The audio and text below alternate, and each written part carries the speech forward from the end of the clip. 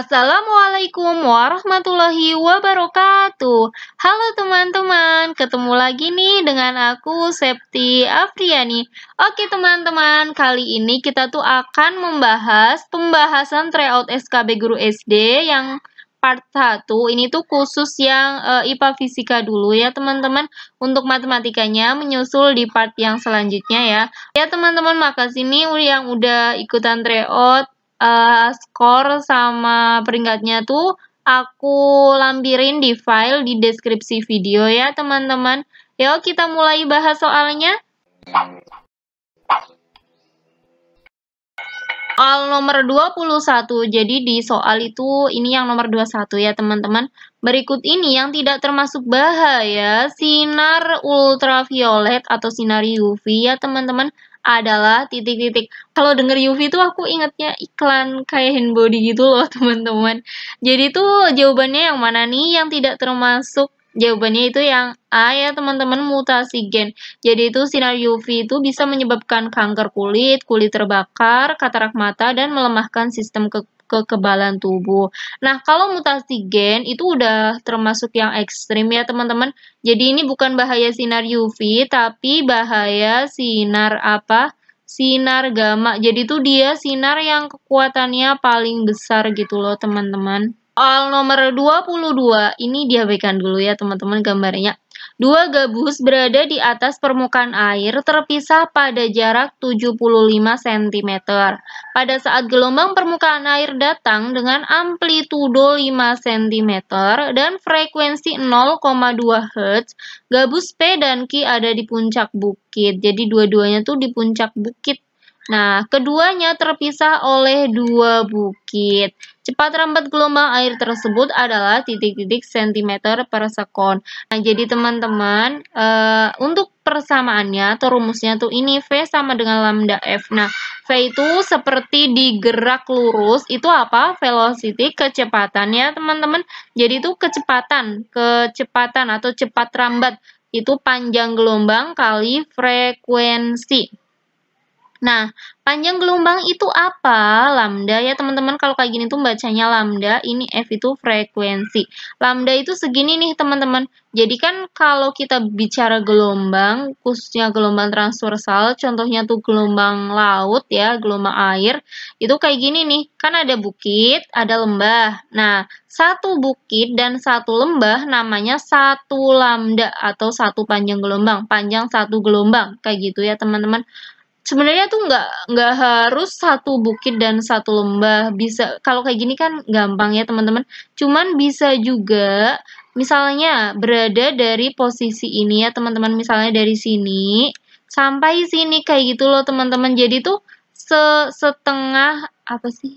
Setengah lingkaran, berarti seperempat lingkaran gitu ya, pokoknya tuh segini tuh seperempat lambda kayak gitu loh teman-teman. Kalau kayak gini itu berarti setengah lambda.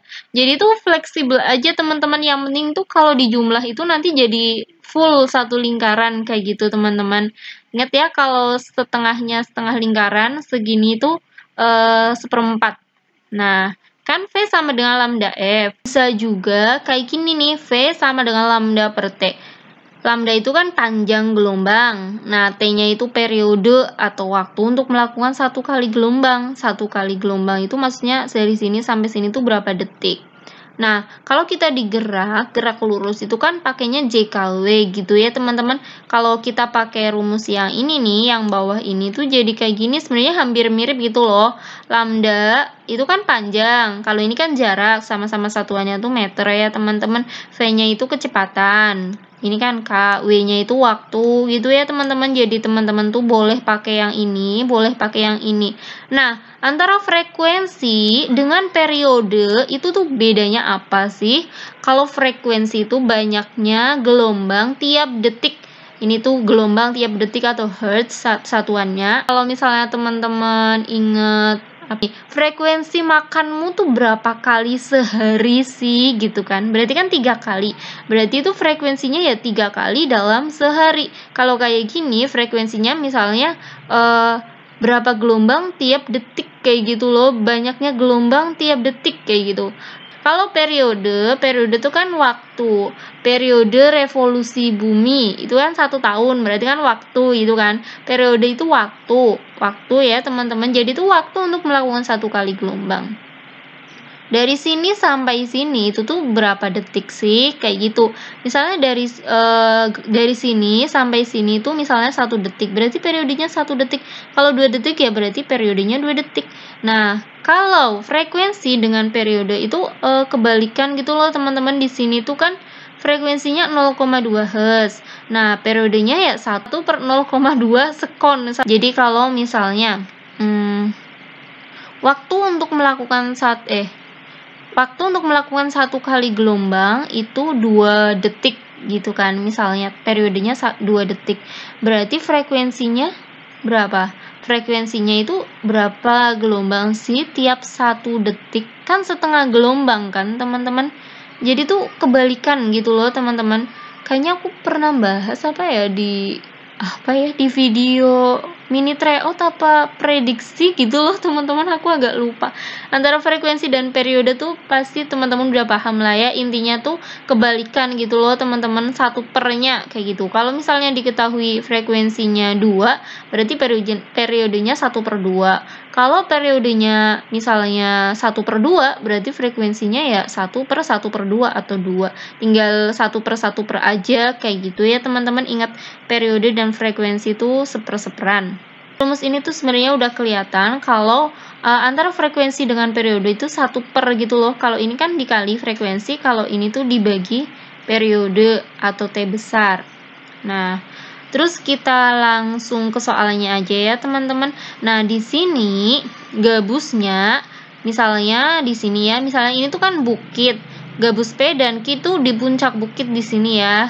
Nah, tapi teman-teman antara P dengan Q itu terpisah 2 bukit. Berarti kan misalnya gabus P di sini berarti Q-nya itu terpisah 2 bukit. 1 bukit, 2 bukit. Berarti di sini ya teman-teman. Jadi itu antara gabus P dan Q sama-sama di puncak bukit dan terpisah 2 bukit. Kalau misalnya cuma terpisah 1 bukit ya gabusnya di sini. Gitu ya teman-teman. Kalau cuma terpisah 1 lembah ya di sini gabusnya. Jadi itu tergantung kalimatnya. Nah, kalau dari sini sampai sini kayak gini ya teman-teman, ini tuh ada berapa gelombang? Ada berapa tuh? Coba hitung. Jadi biar enak tuh aku lebih sering kayak gini. Ini dengan ini. Itu kan udah dapat 1.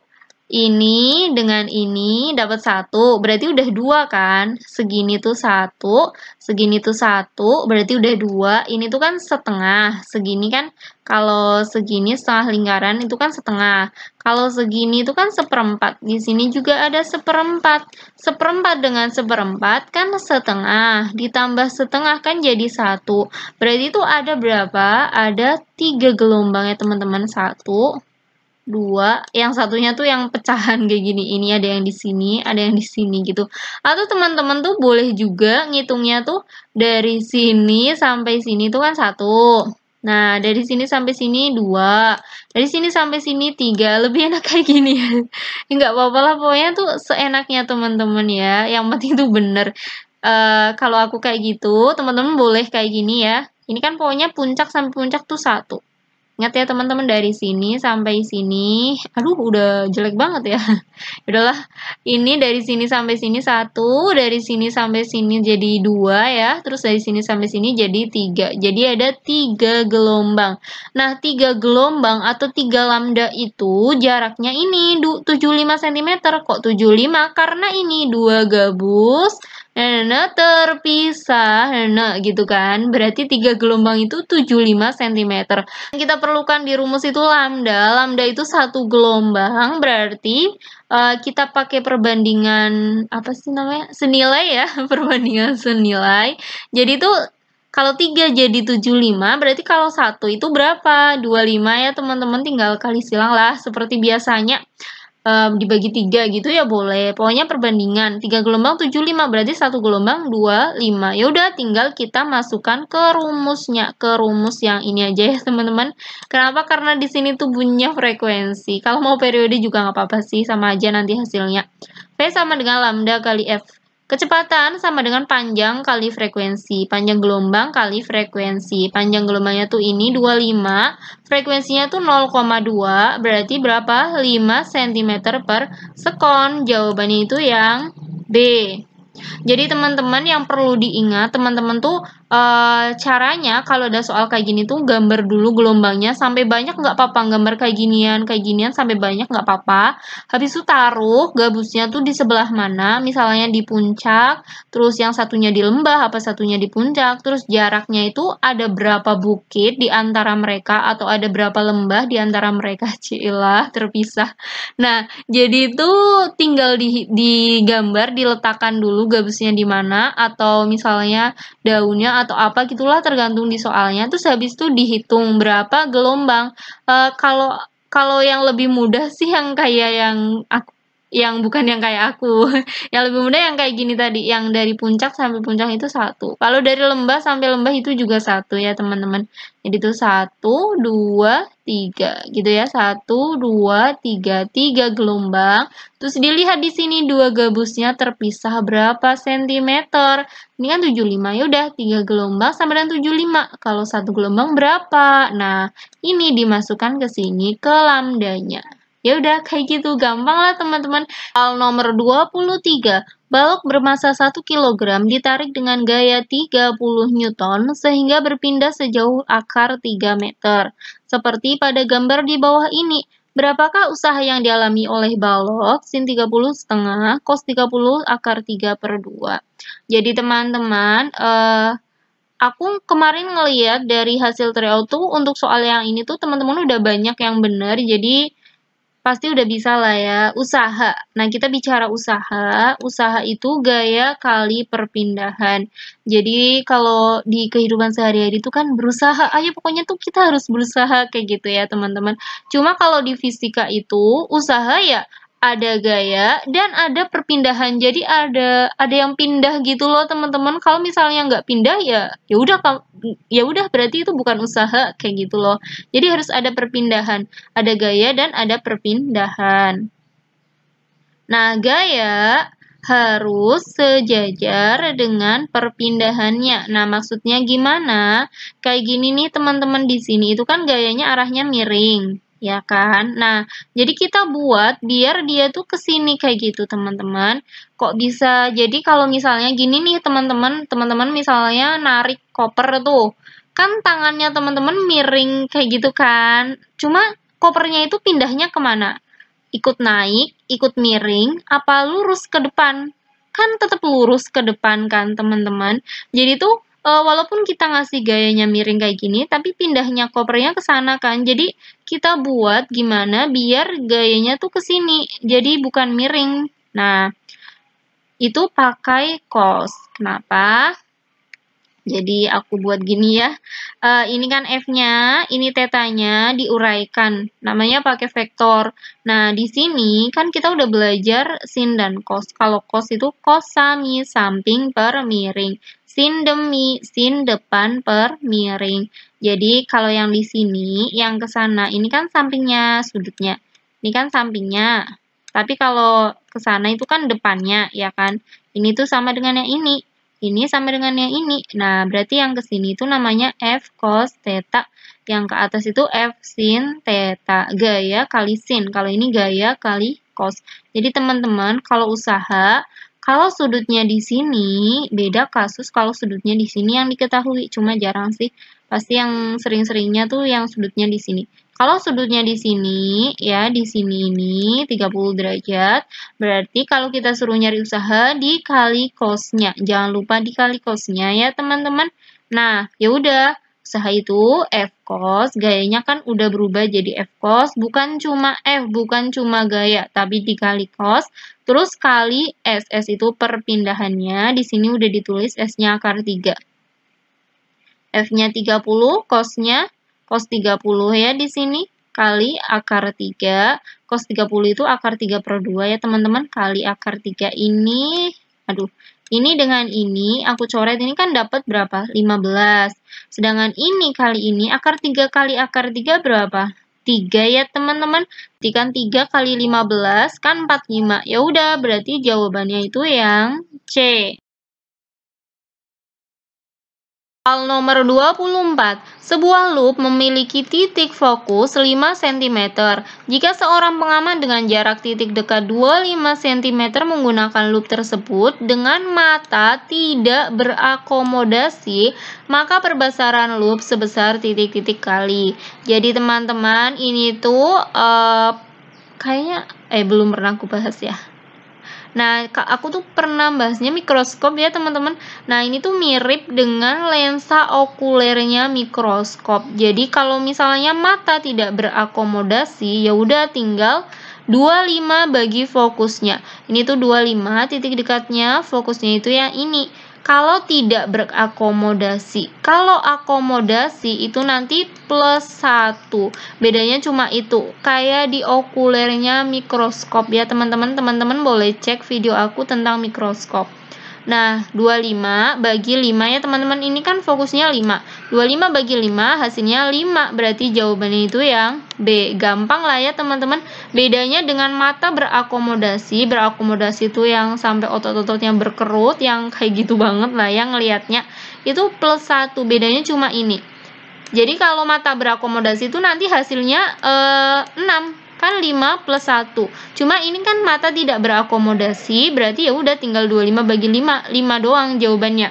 Gitu ya teman-teman. Soal nomor 25. Perhatikan pernyataan berikut. 1. Planet berukuran kecil. 2. Planet berukuran besar. 3. Memiliki banyak satelit. 4. Memiliki sedikit satelit. Yang merupakan ciri-ciri planet terestrial adalah titik-titik.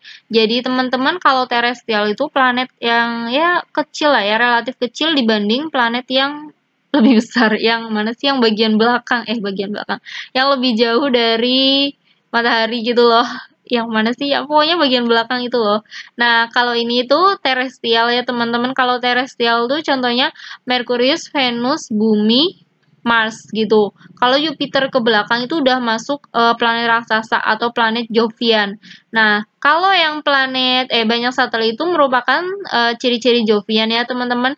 Kalau planet yang dekat-dekat matahari, contohnya Merkurius, Venus, Bumi, Mars, itu kan satelitnya dikit ya teman-teman. Jadi belum sampai belasan gitu loh teman-teman. Cuman kalau planet yang bagian belakang itu yang bangsane Jupiter dan sebagainya, itu kan udah sampai belasan. Jadi itu udah kriteria udah termasuk memiliki banyak satelit. Kalau ini tuh yang bagian depan masih memiliki sedikit satelit.